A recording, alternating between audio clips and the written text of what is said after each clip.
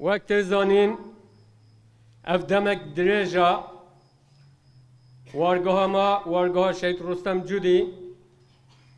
ببونه یا تجرید مطلق یا سر ریبرتی ما و اف تجرید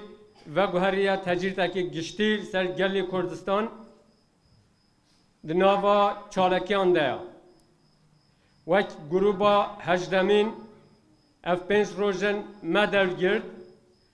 گوهرین و گوهرین و گشدانین دروشهلات ناوین دا چه دبن پرزگیره که کرد دخوازن باش ولی بدن تایبت تجرید سر ریبرتی ما بدن جبیر کرن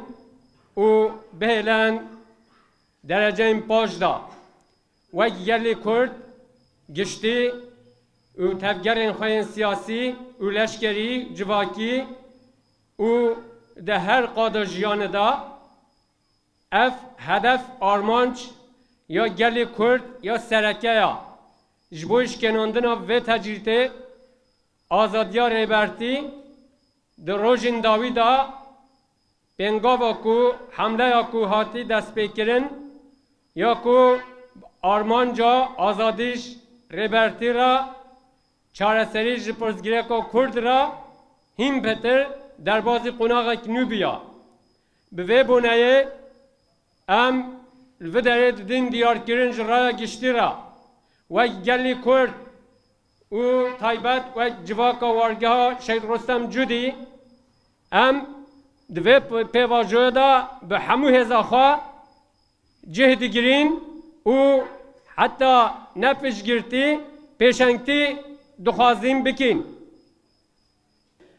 و بونه ام جارک دیترگه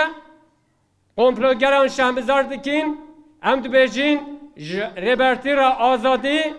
ج کردستان را چاره سری یان آزادی یان آزادی یان آزادی بجی ریبر آپو بجی ریبر آپو بجی ریبر آپو بی سروک جیان ناوه بی سروک جیان ناوه بی سروک جیان ناوه بجی ریبر آپو بجی ریبر آپو بجی ریبر آپو